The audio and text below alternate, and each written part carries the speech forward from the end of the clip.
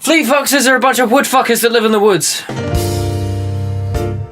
So Crack Up, the third album in their discography, has all of the signature elements you'll find in other Fleet Foxes albums, the lush harmonies, the really detailed fluttery string parts, and lush reverbs as well. Yeah. But with more experimentation than usual. Some of it works and some of it doesn't. I think an extension of that is this introduction of electronic music elements. Yeah. And like production approaches. Yeah, that's one thing I've got. One of my favourite parts about this album is the added details from the production effects used. Like, there's this drone in a couple of songs.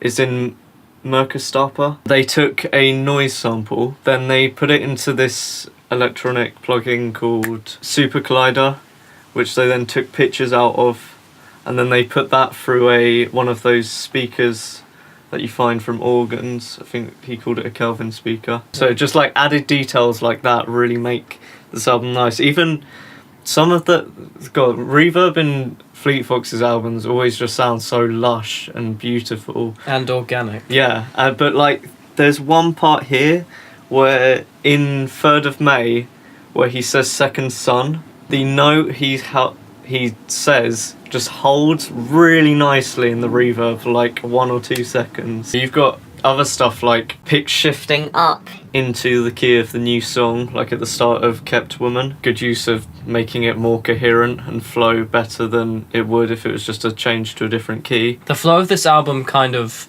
confused me at first.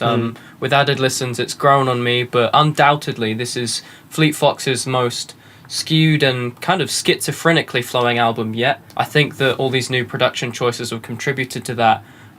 It's weird how the band is exploring more time signature changes, the way that these tracks tie together through some of those production techniques you mentioned. Like, I recall in the first track, or it's kind of like a 3-passage track, isn't it? A lot of these tracks are several passages. Yeah, but the first track, All That I Need / oh fuck. Oyo Seco / Thumbprint Scar. Which transitions kind of into Cassius. What I appreciated was the like wave crashing samples and like field recordings that are placed in that former track end up being used rhythmically in the in Cassius. Cool. It like softly complements the vocal harmony chops that like introduce Cassius as well. And it sounds natural because of how subtle it is. Yeah, I initially thought that those vocal chops were a synth. That's one of the places in the album where I think the electronic really elements, shines through. Come through most. It can kind of stick out, but the band introduces enough organic instrumentation that any Fleet Foxes fan will be familiar with to sort of like guide the listener into this new experiment that they're trying out. As jumbled as the first track sounds through its multiple passages, I think it manages to set the tone for the album well, which is I kind of find myself like hesitating to say, because the tone of the album is very skewed in parts where I don't fully understand why. Like some of the choices of like stark transitions just straight up confuse me, and I can't find any sort of like harmonic or thematic there's some of them that just don't coherency. work at all. Like at the end of On Another Ocean, there's just this small jazz part that comes sample recording. Anyway, it's just confusing as what it's trying to do. Like a lot of these tracks may not and do not connect by like tempo or a seamless transition. You won't really find that here, but they manage to connect through like some interesting maybe like sample shifting, or like even Naiads, Cassidy's. I felt that was pretty coherent, the change to the slower tempo than the section before, and it's a lot more stripped back texturally as well, which then when the vocal line comes in, who stole the life from you, really makes sense for me. It's like it's draining all of this life out from the section that had just built up. To step outside of this album and think of influence for a bit, it kind of reminded me of Fleetwood Mac, maybe some like self-titled or Rumours or even Tusk era Fleetwood Mac. Like some of the slow burning songs on those albums, like on their self-titled Warm Ways. the way that I enjoy a lot of the experiments in this album is through the fact that you've got this signature sound that Fleet Foxes always have. On Fool's Errand, we're going into the chorus. They're like building as a normal Fleet Foxes song would, and you're expecting this big, grand chorus. And to some extent, you get that, but it's way more lush and it's slower tempo, it feels, because of it going to 3/4. I really enjoyed that change. It just felt like, because I was expecting something completely different, and I think that's what they were trying to do a lot in this album, go away from your what expectations. people are expecting Cool. with this band. Yeah. I think Fleet Foxes are at this point very aware of what their instrumental bearings it's are. pretty cool And as a well. lot of this album demonstrates them going against the grain of it.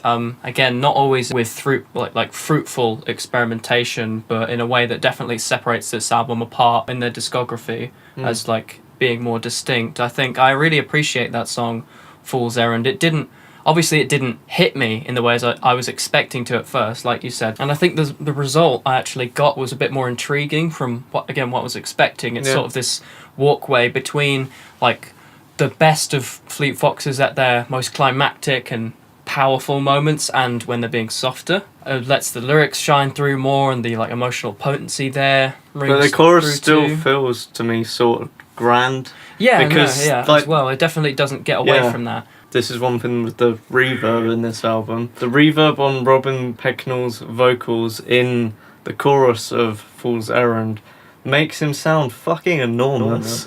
They, again, all that instrumentation not being at a rush, you know, of just like really trying to fill the space out, it gives Robin and his vocals that essential space and I think it results in exactly what you're saying, where he's like the sizable element. I just appreciate that the band is reserving themselves a bit more for the sake of having a bit more dynamic between tracks, I'm gonna say. My theory for this album was like, because I felt the music wasn't being driven by itself, right? In as such, like the choruses they didn't have to be coherent with what was before. I felt like they were being driven by something else, like, say, what was going on in Robin Peckell's life. Or, like, even this thing could suit a film score with the changes it has. Like, like you can see that most, I think, in the first section of the first song, where you've got the differences between, like, because I could see really stark scene changes happening. I sort of saw that as two sides of Robin. Speaking to himself, like his weaker side, and that sort of brings me to how interesting the opening lyrics of this album are. Not just because of what the lyrics are, but the delivery in Robin's voice is so conflicting, and I think it's interesting how he's saying these sort of self-empowering claims, like claiming to be self-sufficient. This stack of vocal harmonies that is the other Robin is confronting him with that he has these weaknesses, and it manages to convince him with, like, you can hear that each time a weaker version of his vocal reoccurs, is that he is admitting to, like, claims that he's not made of steel, and with him saying, can't I just go to sleep, like sounding really defeated. Initially I didn't really appreciate the like overlaying sort of pitch shifted vocals, as well as him just like missing all of these notes in his lower region. But now that I've got the intent there, I think I've just come to admire it a bit more.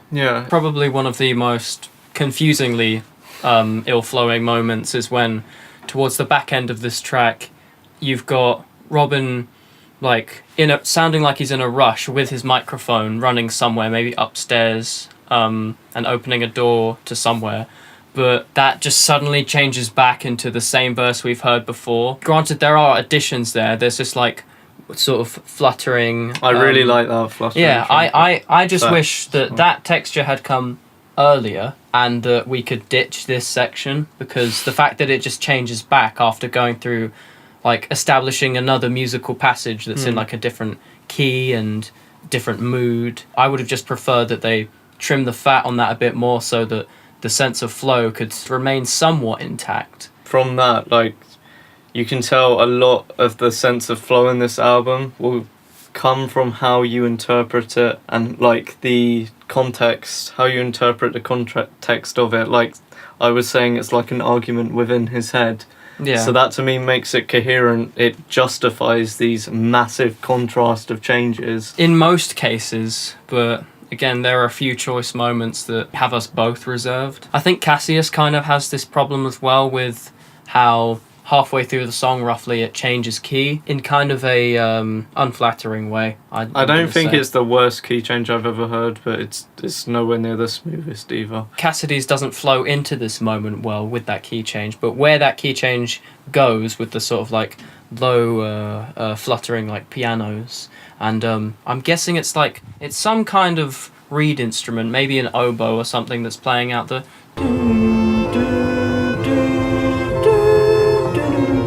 Yeah. The way that melody plays, the track kind of cuts it halfway through to its highest note and then rings that reverb out onto the next track, which does change tempo really abruptly, but just the connection there is through harmony. Yeah. It's like at least we have a common element there. Yeah. And honestly, I really like a lot of these stark changes. I think, again, talking about how the album will play with your expectations, to go back a bit, that's a cool thing about the intro track, is just how we go from that line, I'm all that I need, and then you just got like the sudden rush of pianos, acoustic guitar, drums, the whole everything. I like that really jump start intro. I've noticed that being a common theme and common reoccurrence on this album as well, with how tracks start, how sections change over. Yeah. It's weird because the album is undeniably skewed in its flow, but that's pretty much what makes it coherent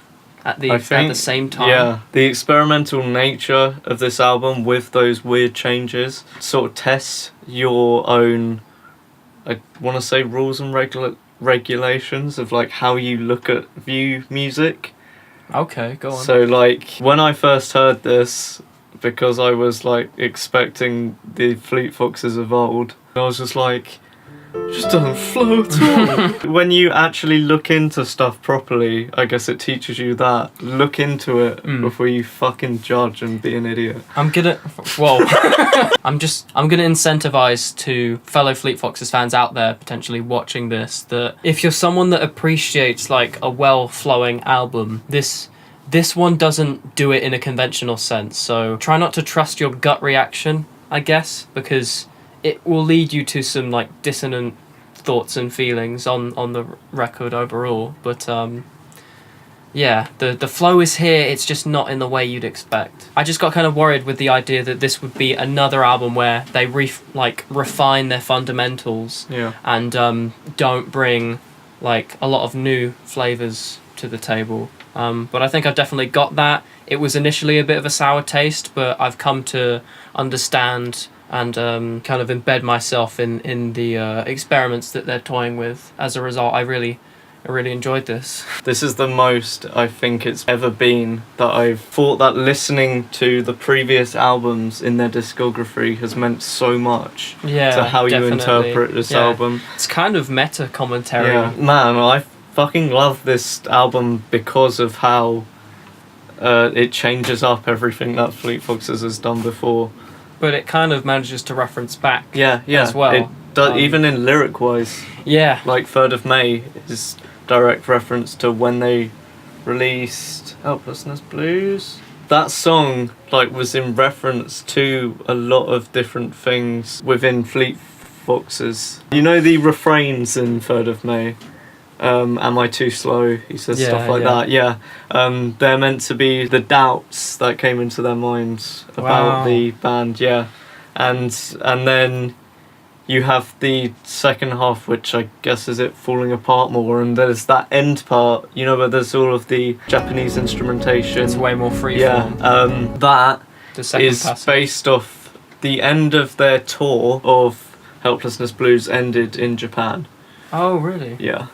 And that's where they sort of felt like that section of Fleet Foxes was ending. If you want to get a clearer sense of meaning from these lyrics, we actually advise that you go to Lyric Genius, because Robin Pecknold himself has been annotating like each section of the Crack Up lyrics, so get it from Not all the man of it, himself. Granted, but a lot of it. Yeah. To talk more about the song 3rd of May, I've heard it enough times to the point where those opening moments and later verses actually give me chills. But I think where I'm sort of reserved on it is in the sense of flow between 3rd of May and the second part of the song.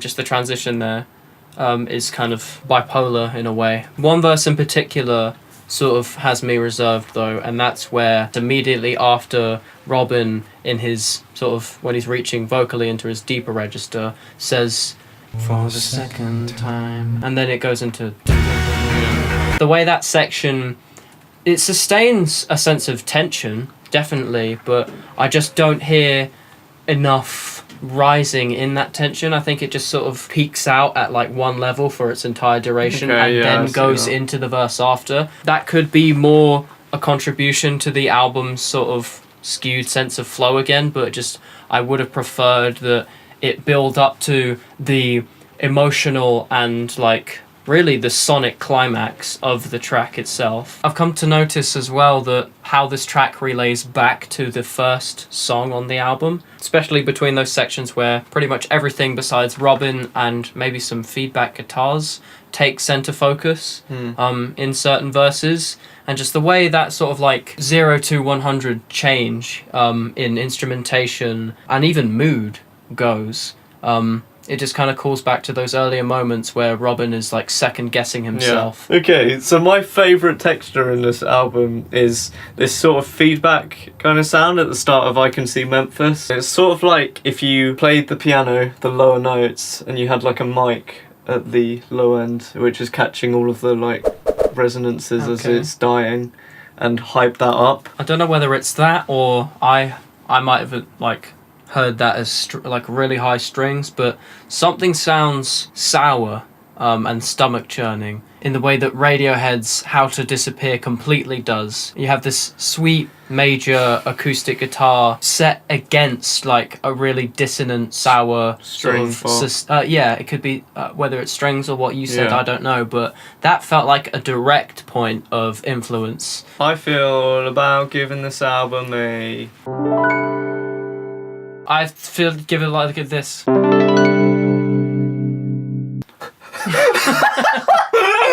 You spoke like a fucking robot glitching out. Yeah. Alright, that's it.